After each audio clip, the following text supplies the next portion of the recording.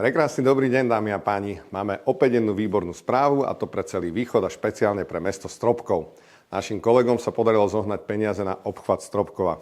Keď sme na jeseň vyhlasovali verejné obstarávanie, hovorili sme o tom, že realizácia tohto projektu bude na konci závisiť od toho, či nám budú vyčlenené prostriedky.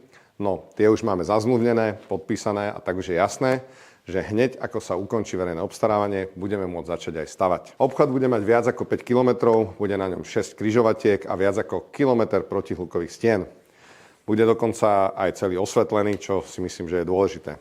Slovenská správa ciest si dala podmienku, že na stavbe sa bude pracovať aj cez víkendy a štátne sviatky, aby táto stavba bola čím skôr hotová.